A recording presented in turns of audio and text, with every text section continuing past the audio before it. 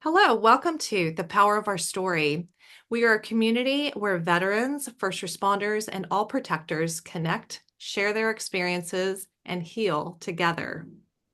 So today we welcome our guest storyteller, Terry Tucker. Terry is a speaker, author, and international podcast guest on the topics of motivation, mindset, and self-development. Among his diverse professional roles, Terry has been a marketing executive, a hospital administrator, a SWAT hostage negotiator, a business owner, and for the past 12 years, a cancer warrior. He is the author of Sustainable Author 10 Principles to Leading Your Uncommon and Extraordinary Life. So Terry, I just want to welcome you here today. It's a privilege to have you share your inspiring story. Thank you so much. And like I said, we will be opening it up for conversations after you share. So thanks for being here, Terry. Well, Sarah, thanks for having me. I really appreciate it, and I'm looking forward to this, especially the dialogue. Like I said, I think I'm just old, so I've done a lot of things in my life. But I grew up on the south side of Chicago. I am the oldest of three boys. You can't tell this from looking at me or from my voice, but I'm 6'8" tall, and actually went to college at the Citadel in Charleston, South Carolina, on a basketball scholarship, despite having three knee surgeries in high school. I have a brother who's 6'7", who was a pitcher for the University of Notre Dame baseball team. Another brother who's 6'6", who was drafted by the Cleveland Cavaliers in the National Basketball Association. And then my dad was 6'5". So we used to joke that if you sat behind our family in church growing up, not a prayer's chance you were going to see anything that was going on at the front of the church. But our 5'8" mother was really the boss. You know, it really didn't matter how big, tall, strong we were. Whatever mom said, that's the way it was. So very fortunate to go to college. First person in my family to graduate from college. And then after college, I'm really going to date myself. I moved home to find a job. This was long before the internet was available to help people find employment. Fortunately, I found that first job in the corporate headquarters of Wendy's International, the hamburger chain, in their marketing department. That was the good news. The bad news was I lived with my parents for the next 3.5 years as I helped my mother care for my father and my grandmother, who were both dying of different forms of cancer. After Wendy's, I actually went to work for the hospital that cared for my father and my grandmother. And then at 37 years old, made a major pivot in my life and became a police officer. And what I did, you mentioned I was a SWAT hostage negotiator, and you're going to laugh at this. I was also at 6'8", an undercover narcotics investigator. After law enforcement, I started a school security consulting business, coached girls high school basketball when we lived in Texas.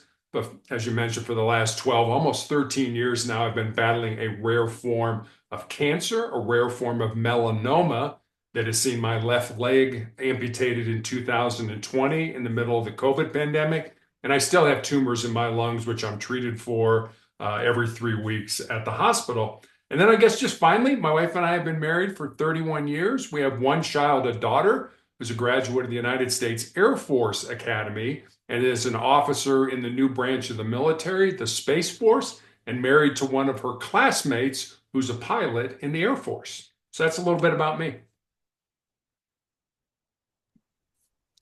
That is fantastic. That is so I'm curious, what do you miss the most with that diverse background?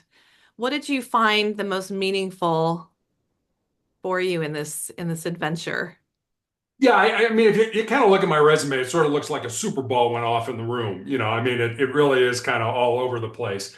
And there is a backstory. My paternal grandfather was a Chicago police officer from 1924 to 1954. And in 1933, he was shot in the line of duty with his own gun. It was not a serious injury. He was shot in the ankle.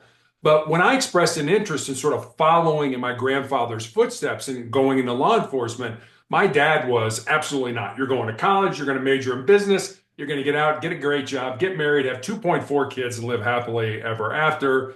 But that's the life my father wanted me to live. That's not the life I felt I was supposed to live.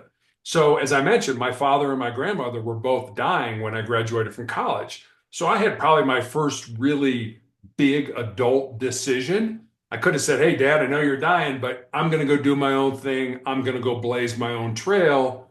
Or, out of love and respect for you, I will do what you want me to do. So, understanding that backstory, my first couple jobs were in business because that's what my dad wanted me to do. And then I sort of joke. I did what every good son did. I waited until my father passed away and I followed my own dreams. Hmm. Interesting. So you just felt like the corporate life was not your thing, the corporate America. Yeah. I mean, it really wasn't. I learned a great deal from that. I learned how to talk to all kinds of different people and things like that, which certainly helped me in law enforcement. But it wasn't my calling. It wasn't my purpose. And I'll be honest with you, Sarah, one of the things I'm most proud of in my life is that I never let my dream die. I could have said, hey, you know what? I'm making good money as a hospital administrator. I'm comfortable here. But with the support of my family, was able to give all that up and go do what I felt was in my heart and what I was supposed to do.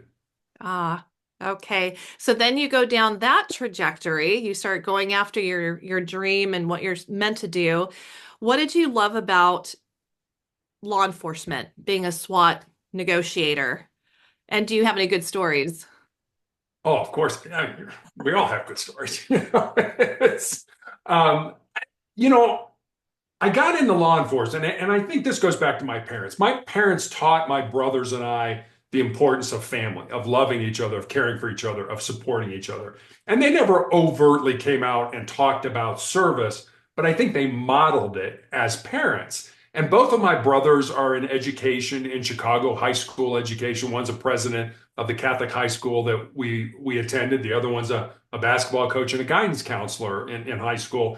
And if you ask me of all the jobs I've had, I would tell you I was a police officer. So understanding that, all three of us, life was about service. Life was about giving back based on the great things that we had experienced in our lives. And that's why I became a police officer. It wasn't to, lock people up and, do that kind of thing. And I think I even mentioned this when I was on Catherine's podcast that I didn't work for the bad guys. I worked for the single mom with three kids that was working two jobs and was just trying to keep her kids safe when she was at work and stuff like that. Those are the people that I felt I worked with. And it was those interactions with people, whether, I've been asked several times, and law enforcement isn't really a career that's, top of mind for a lot of people these days. But whenever somebody reaches out, they always ask, what do you think I should do to prepare myself? And I always tell them, put your devices down. Go out on the street and talk to the homeless guy. Go up to the penthouse and talk to that person. Because if you can talk to people, you can be successful in law enforcement. If the only way you can communicate with people is on that little device that we all have in our pockets, you're going to be miserable at that job because you're not going to be able to investigate crimes. You're not going to be able to get witness statements. You're not going to be able to interrogate people that may have done crimes and things like that. So being able to communicate was something I learned while I was in the private sector and something that carried over for me. But service was really the underlying reason I got into that line of work. I appreciate you sharing that. And I just have to acknowledge something very quickly. I personally have never been connected to first responders or veterans in my life as a civilian. I am now even more than this. I have a son who's serving. But my experience the last 5 years, 4 years on the power of our story, the law enforcement, first responders, and veterans are so inspiring with their heart to serve. It's a message that I love and I feel honored to be able to promote. To have people hear your voices, to hear your heart behind why you want to be a law enforcement officer or first responder. So again, I want to thank you, Terry, just for your service for protecting us. It's a huge thing. And I know from all the stories, um, the sacrifice, as much as I can as a civilian, just through your stories, all the sacrifices that come with people who choose to serve us and protect us. So, thank you for that. And it really is an honor to support your voices and support you today, sharing your story, Terry. Um, so I am curious, is there a story that maybe you got to know somebody with all the conversations you had, all the different kinds of people? Is there something that would surprise maybe a civilian like me and others who listen that has happened? Yeah, I mean, in law enforcement, you interact with all kinds of different people, and um, I'll give you a few stories here. One was my partner and I, when we were in a marked car in uniform, running a beat. We weren't in the greatest area. A lot of violence, a lot of drugs, a lot of guns, and things like that. And there was one person that used to hang around with the dope boys, and he wasn't a bad kid. He really wasn't in trouble. He was a kid that drove without a driver's license, and in Ohio, that's a misdemeanor of the first degree, which is a high misdemeanor. Mhm. And my partner and I kind of developed this plan with this kid because he was an articulate young man. He was a smart individual, but we knew that if he kept hanging around with these guys that all had felony convictions for selling crack and things like that, he was going to end up that way. So we end up pulling up on the corner, all the dope boys. And, when the cops pull up, everybody kind of scatters around. And he started to walk away, and we grabbed him, and we handcuffed him, we put him in the back of our car, certainly violating his civil rights just by doing that. But we took him up to the back, to the high school, to the tennis courts. And, we worked the night shift. So this is 3 o'clock in the morning. And I'm sure he thought, oh my God, what's going on here? And we pulled him out of the car, we unhandcuffed him. We said, look, you're not in trouble, but just listen to us. You owe $500 to the state of Ohio to get your driver's license reinstated. My partner and I are willing to pay that for you so that your license is good, is valid. We also have an individual, you didn't get your high school diploma. We have an individual that's willing to work with you to get your GED.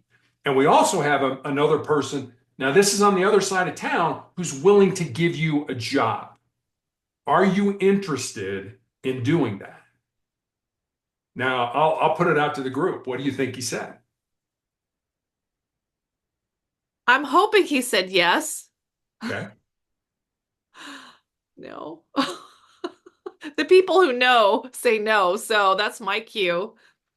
Yeah, he turned us down. I mean, it's the same thing why, you go to drug rehab and then you come out and you're put back in the exact same environment that you were in before you started drug treatment. You don't stand a chance of being successful in that. That's why, we wanted to get him out of that environment. You've got a job on the other side of the city and things like that. Are you willing to do that? And he didn't. And eventually I went to the drug unit. My partner followed me to the drug unit. And about 18 months later, he committed an armed robbery with one of his buddies. And so now he's a convicted felon and all the fun things that go along with that. And, I don't mean to sound callous, but I don't lose any sleep over that. It's like, look, I gave you a chance. I gave you an opportunity. And I know why you said no. I mean, that pull growing up with those young men who, are now convicted felons, growing up in that neighborhood, that's your home. But you're gonna die in that home. You're gonna die in that environment because it's not a good environment for you. We tried to get them out of that environment. So, I mean, you do the best you can with what you have. I remember I started out as a reserve police officer in the city of Santa Barbara when my wife and I lived out in California. And I remember I got in the car one day with this guy, and he's like, "All right, come on." I was like, "Come on, let's go make a difference. Come on." And he looked at me like I had three heads. He's like, "What are you talking about?" He's like, "We don't make a difference." He said, "All we do is put our finger in the dike when there's a leak. And then there's another leak over here. And then there's another leak over here. And there's another leak over here. We don't make a difference." I don't believe we didn't make a difference. I think we did. But he was to the point where I think he was so callous that it's like, it doesn't matter what I do out here.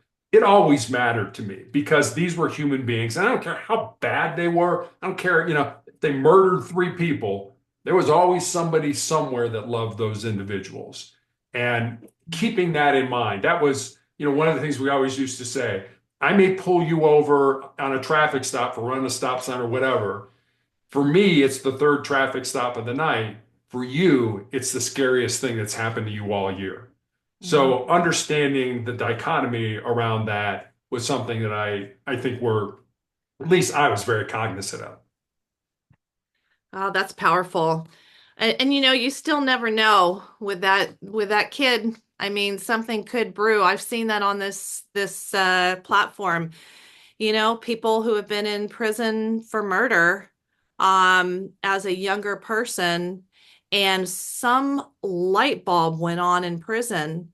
And he is one of the most inspiring guys for advocacy for really changing the prison system and really giving the inmates hope. I mean, I'm always amazed with this man and people that do those seeds grow. So that's why I'm imagining, you know what? This guy will never forget that chance that you gave him. So I'm with you. I feel like, you really do make a difference even if it's not obvious Yeah, right away. And exactly. yeah, that's great. Does anybody have anything that they want to share? I don't want to take up the question time here. Catherine. Hey Terry, another opportunity to pick your brain, but I'm curious, like you became a cop at 37 and I just think that that is really cool. And I've shared with you my dad became a cop at 31, which was old in and of itself, considering. So I'm curious if you could share just like some pros and cons of joining on the other side of, say, 35 when it is kind of a career that people get into at 21, 22 years old. Yeah, I think one of the big downsides is I took a whole lot more Tylenol in the police academy Yeah. than my younger counterparts, to be honest with you. I absolutely did. I had a bottle in my bag every day. But, the pros are I had some life experience. I was able to, it's kind of like, hey, I'm an 18-year-old life coach. No, no, you're not. Go get some life and then tell me, that you want to coach me. It was that same kind of thing. I mean, it was learning to be a police officer at the same time you were learning to be a human being, to grow up. I mean, they say our prefrontal cortex doesn't fully develop until we're 25. And, you're trying to deal with all kinds of really ugly things, a lot of hopelessness, a lot of helplessness. So I think that was, I had some life experience. I also had the backing of my family, of my wife and my daughter. And I think that, and you and I talked about that on your podcast.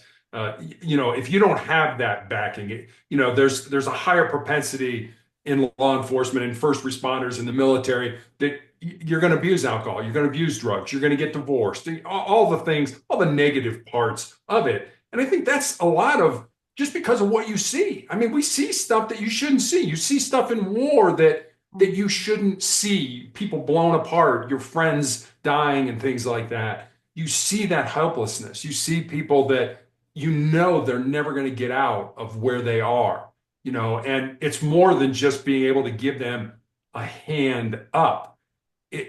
No matter what you do, those people aren't going to. I mean, you certainly try, but they just don't stand a chance. And it was funny, Father's Day. I remember my partner and I we were driving down the street and all the dope boys were on the corner, and it was Father's Day. And these are like 17, 18, 19-year-old kids that are selling crack.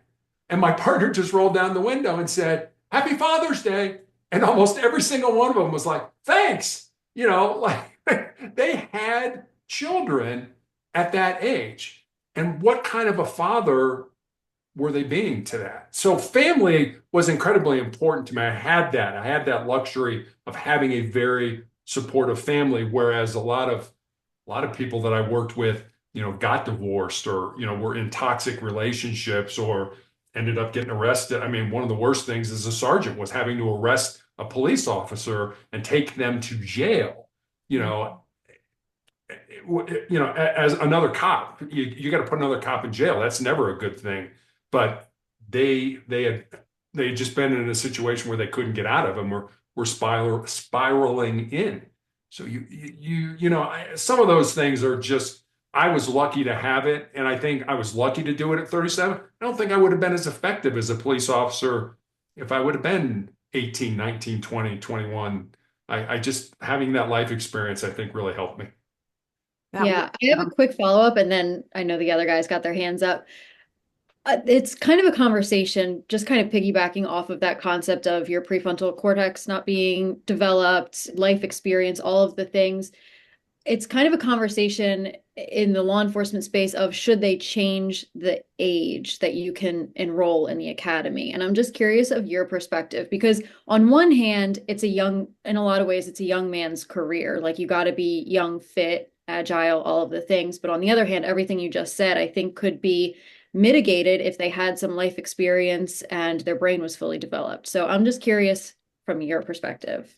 Yeah, I think everybody in law enforcement should be a woman. I mean, I really do. I think, the best cops that I ever came across, for the most part, were women because they were really smart and they knew how to use their mouth. They knew how to take a yes person and make them a no person when that was necessary, or take a no person and make them into a yes person. And they were much more willing to use their brain and their mouth than they were their fists. And so many guys are like, "Come on, let's fight."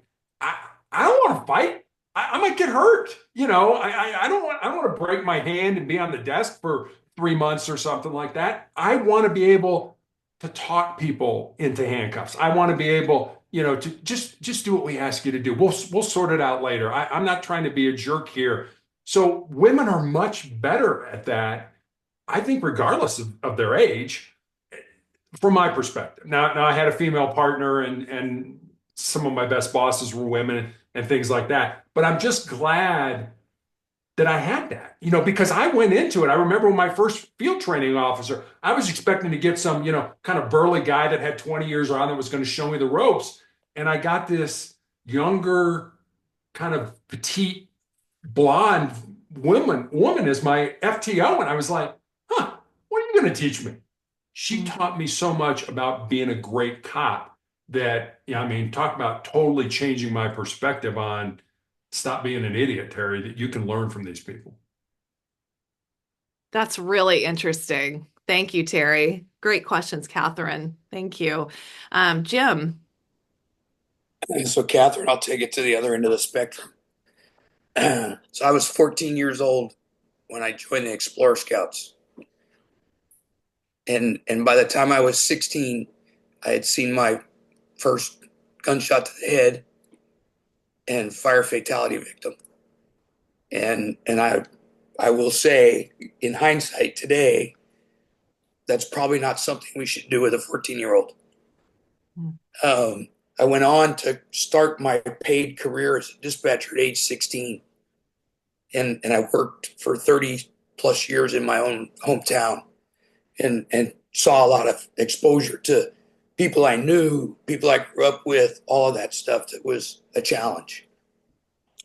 But I wanted to touch on, I mean, there's so much that you said, Terry, that resonated about your purpose. And, that's why I left the service, because the job was no longer allowing me to live my purpose.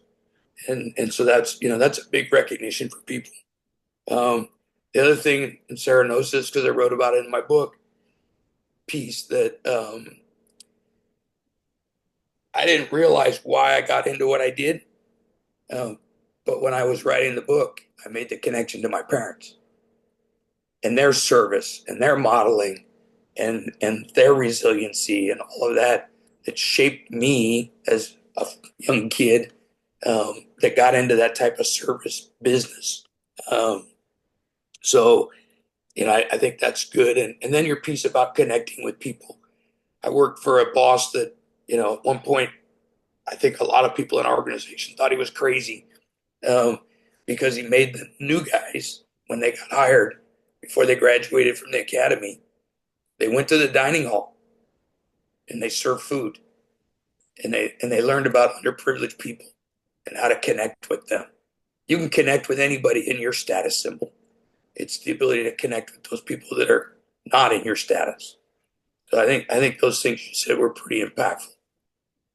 Well, thank you for saying that. I know there's a professor at the University of Chicago, a psychology professor, who does an experiment with his students, and he has them go out and get on a bus. And the idea being that you get on a bus, you sit down next to somebody, and in 3 questions, you go deep with somebody. So you get on a bus, you sit down next to somebody, it's like, hey, how you doing? Well, I'm fine. How are you? That's question one. Question two, and I'm just making this up. What do you do for a living? Oh, I'm a doctor. Oh, okay. Question two. Question three. Have you always wanted to be a doctor? No, I grew up on a farm. I wanted to be a veterinarian, but X, Y, and Z happened. Or, yeah, my mom died when she was 40 and she was a doctor, and I want to honor her memory by becoming a doctor. Now you're deep with somebody. Now, people see you. And that was one thing that, when I was a hostage negotiator, there were a lot of times we were there, had no idea what precipitated this individual from grabbing a gun and barricading himself or taking hostage or whatever it ended up being. And you had to figure that out. And we used to use what was called tactical empathy. I think you can get rid of the word tactical and just talk about empathy. And Jim, I'm going to use you an example. It's like, so Jim, help me to understand what's going on today. And the important word there is understand. I mean, if you were a homicide suspect that just murdered 3 people, I wasn't going to agree with you. Help me to understand so I can agree with you. No, help me to understand. Because understanding builds trust, and trust gets me to a point where hopefully I can get you out safely. And a lot of people struggle with empathy. When we talk in leadership development, how important it is to have empathy, and there's a struggle there. And we phrase it as, if you talk to somebody with a high level of curiosity, Yeah. you will work yourselves towards empathy. Yeah, that was something we were told as hostage negotiators, be curious, always be curious. We were even taught, and I'll never forget this. So we're 2 blocks away talking to somebody on the phone. They're like, smile. Like, smile. Why would I smile? We're 2 blocks away. They can't see me smile. No, that smile, that just the way you conduct yourself when you smile, we have mirror neurons in our brain that if I smile at somebody, those mirror neurons engage in their brain, and they very well, without even realizing it, will smile back at me. So smiling is something I do with people today, whether I do it in person, whether I do it on the phone. It's just another way of connecting with another person. I love that. Yeah, thank you. And Jim, I did think about you when Terry was talking about his parents' influence with the service. Like that was, I know, something very powerful in Jim's story. And just again, sending that message and that spirit of service to others. Yeah, great stuff. Thank you. Scott. Hey, thanks, sir. Terry, one of the first things I noticed about you is your smile.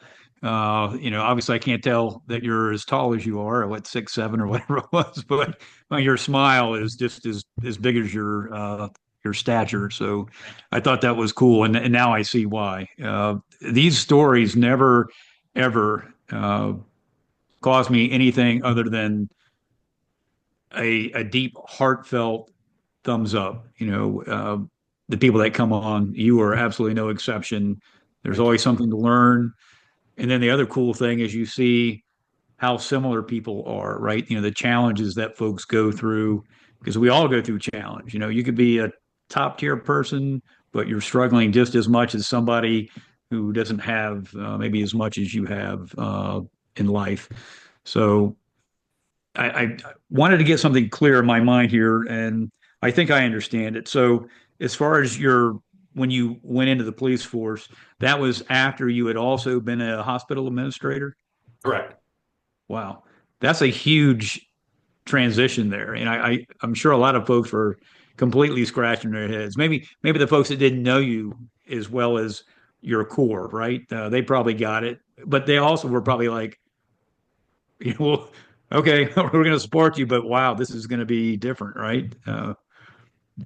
It was, and really kind of the thing that was sort of the tipping point, or that sort of pushed me over the edge, is I met with my director, who at the hospital, and it was kind of a, let's talk about your future, let's talk about your plans, let's talk about, and she wanted brutal honesty. Be honest. What do you? And I remember telling her, I want to be in law enforcement.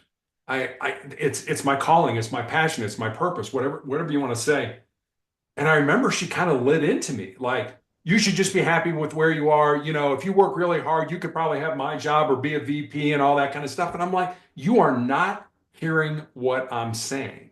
You Right. want me to do what you want me to do, not what you think is best for me. And that was like, no, I can't stay here. I mean, I was 37. It's like, if I'm going to pull the trigger, I got to pull the trigger sooner rather than later. Mm. And so it was like, no, you're asking me to stop following my purpose. You're asking me to kill my dream. I'm not going to let you do that. And about 6 months later is when my wife and I got married. We moved to California, and that's kind of when I started the whole process. Right. And how much empathy was there involved in that conversation with her as your boss, right? I mean, she was probably looking at the immediacy of how am I going to replace this guy? I mean, we're all replaceable, but Sure. then, but she also probably felt she was looking out for you too. So, there's that, Exactly. right? Yeah. Yeah. So, and how long were you a police officer? How many years? 10 years. 10 years. Yeah. And, listening to your past and like you're growing up and people that inspired you. My grandfather was a Marine. He served in the Second World War and then was a fireman for 35 years. And he did 4 years as a Marine, fought at the Battle of Tarawa, survived, came back. Life-changing time in service, and he committed his life to being a good man, a good husband, good dad, excellent grandfather, great grandfather as well. But it's funny. I wanted to be a Marine because of my grandfather. I had other family members who served in different services, but it was something about my grandfather, and the Marine part was definitely part of it.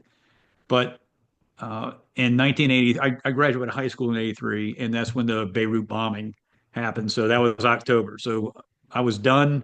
I was going to the recruiter. He grabbed me and pulled me in and said, "No." He said, you need to go to school. You'll be the first one to go to college. You need to do that. And I was like, no, I want to do this. Hey, no one stopped you when the Japanese bombed Pearl Harbor. He's like, he said, this is different. This is terrorism. He goes, use your head, which I didn't really have much of at that time. But he convinced me that's the path. And so that's ultimately what I wound up doing. But I didn't do it until I was just 27 because I went to college and I paid my way through school. It took about 6+ years to finish up. And I was married when I finished up. My wife was an engineer. So I'm like, I guess it's just not going to happen because it's not fair to pull her from her career. And then Desert Storm came up, right? And so then the rest is history. And I stayed in 21 years. But when you look at ultimately doing the thing that you really felt the drive to do, uh, it's not always easy. And sometimes circumstances are a certain way that keep you from doing that. But the cool part is that you at at your age, that was a huge shift. And to listen to you still say at your age when in Santa Barbara, which is probably not that, to be a police officer, maybe that's not too bad of a place, right? But to have somebody who was so far in that they were just, jaded a bit. And for you at your age to still be in there saying, look, it does matter. That's huge because I believe it matters too. I always say if it's just one person, that one person can touch so many other people in life, and you're giving them that opportunity, which goes to my last comment here is it just breaks my heart to hear that story about that young man that you guys did what you did, right? Sometimes you do stuff like that, right? Because it's for the better. And you guys did that. And it breaks my heart that he didn't opt to take that opportunity that was given. And I remember years back having a conversation with somebody that grew up. Uh, he was fortunate. He came from across the tracks to that better life. And I always thought, hey, look, we all have different life experiences. I won't go into mine, but it became very difficult.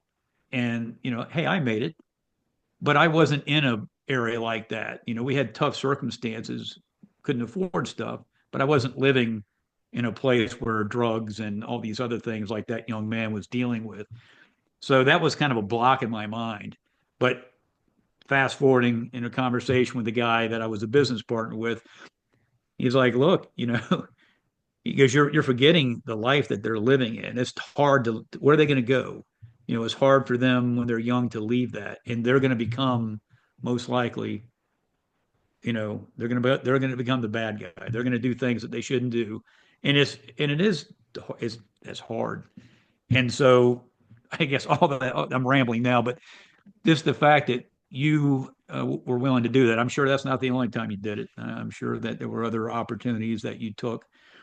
But being a steward in this lifetime, I think, is one of our largest callings.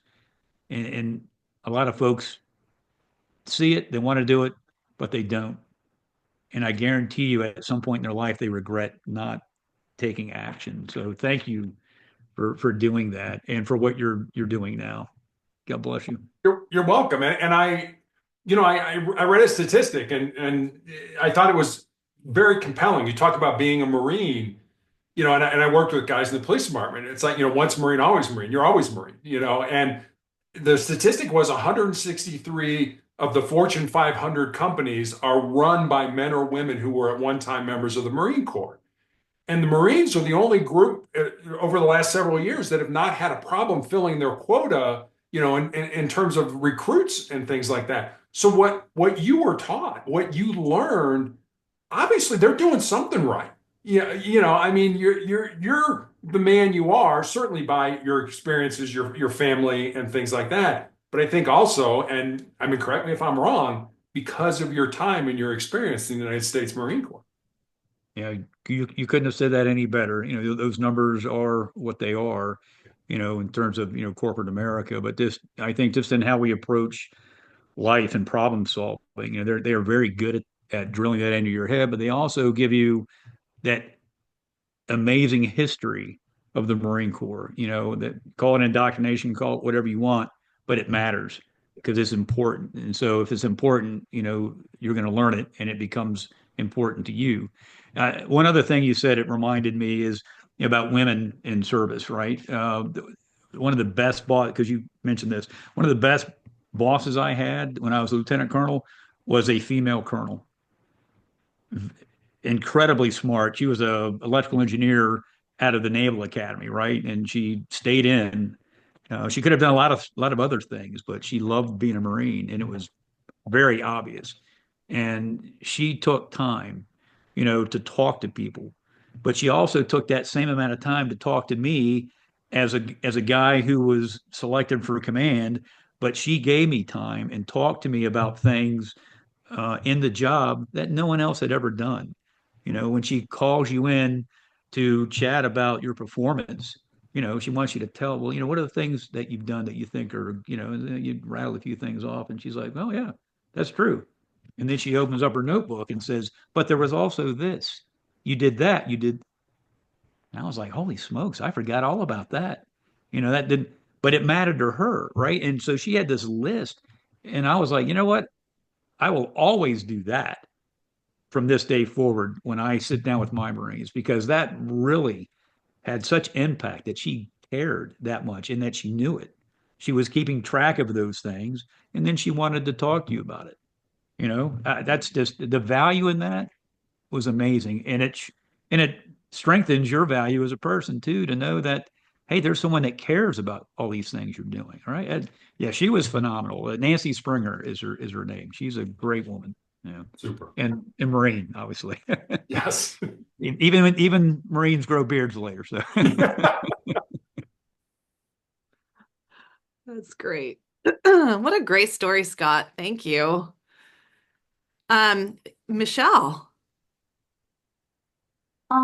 Yeah, Terry, actually wanted to ask you about your book. So it's on your sustainable excellence. It's on my to be read list now, and I'm really excited. But I wanted to know, how did you come up with your 10 principles? And if you had to pick one principle to start with, what would it be? Yeah, I mean, I never expected to write a book, never wanted to write a book. There's kind of an old joke that says when we talk to God, it's called prayer. When God talks to us, it's called schizophrenia. So God never said, hey, Terry, write a book or anything like that. But I think and this has happened to me. I have a very strong faith in God. This has happened to me throughout my life, where I think God puts people on our path that start to make the same suggestion over and over and over again. And the 10 principles, the book itself really was born out of two conversations. And I know we've got a hard stop here in about 10 minutes, so I'll make this quick. One was with a former player that I had coached when I was in a high school girls basketball coach who moved to the area in Colorado where my wife and I live now with her fiance. And the four of us had dinner one night. And I remember saying to her after dinner that I was excited that she was living close and I could watch her find and live her purpose. She got real quiet for a while. And then she looked at me and she said, "Well, Coach, what do you think my purpose is?" I said, "I have absolutely no idea what your purpose is, but that's what your life should be about. Finding the reason you were put on the face of this earth. And there is a reason. Using your unique gifts and talents and living that reason." So that was one conversation. And then the principles really kind of came out of a young man who reached out to me on social media from college. And he said, "What are the most important things you think I need to learn, not to just be successful in my job or in business, but to be successful in life?" And I didn't want to give him the, get up early, work hard, help out. I didn't want to sort of give him the cliches we already know.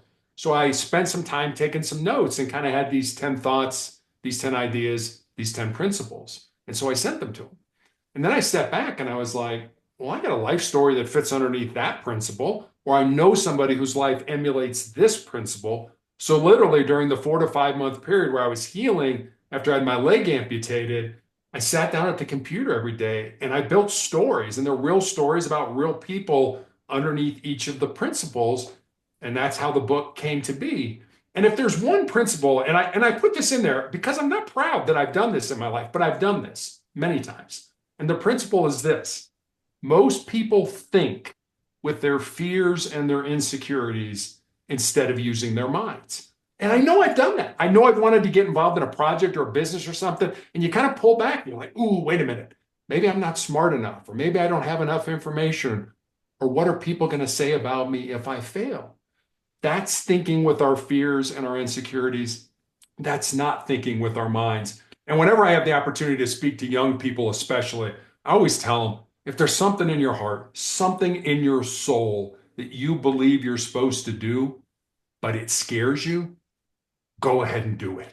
Because at the end of your life, the things you're going to regret are not going to be the things you did. They're going to be those things you didn't do. And by then it's going to be too late to go back and do those things. Absolutely. Thank you. Yeah. Amen to that, Terry. Thank you. That was awesome. So I just wanted to ask you something. You shared about your cancer diagnosis. I was curious, like, how are you doing with that right now? And what have you learned through that process? I've learned a lot. I mean, I think two of the biggest things I've learned is I don't think you truly know yourself until you've been tested by some form of adversity in your life. And secondly, and this is probably going to sound weird, but cancer's made me a better human being. I mean, I've been asked if I could live my life again without having, 12 plus years of cancer, without losing my foot, without losing my leg, all that stuff, would I do it? And honestly, I don't think I would. It's made me a better human being. You have to find meaning in your misery. You have to find the reason that you're going through all this. I still have tumors in my lungs. I mean, in 2012, I was told I'd be dead in 2 years. And I thought, well, as I said, maybe I can turn that death sentence into a life sentence. And that's really what I've been trying to do. I am here for a reason. And I think part of that is a faith-based reason. I remember when I had my foot amputated or my leg amputated, I had these tumors in my lungs. My oncologist showed me my CAT scan. And I don't know how to read a CAT scan. I don't have any background, but you can kind of look at it and be like, oh, that sure doesn't look like it belongs there. I had these big tumors in my lungs. I had fluid all around the pleural spaces of my lungs. And I remember looking at him and saying, how was I alive? And I will never forget this till the day I die. He put his head down. He shook his head no. And he looked up at me and he said, I don't know, because you shouldn't have been. So when I die, where I die, how I die, I don't spend a lot of time worrying about dying. I spend a lot of time thinking about death. I think death should always kind of be in our peripheral because it's important. It motivates us to live, not to just sit around and do stuff. So, who knows? I'm still treated every 3 weeks for an entire week at the hospital for the tumors in my lungs. I just had a scan yesterday that showed everything is stable. So I don't know. I'm doing, and I'll keep doing as long as God lets me do it. That's incredible. I'm sure your incredible faith and your perspective on everything changes how your body operates. I can only imagine how powerful that is for your immune system.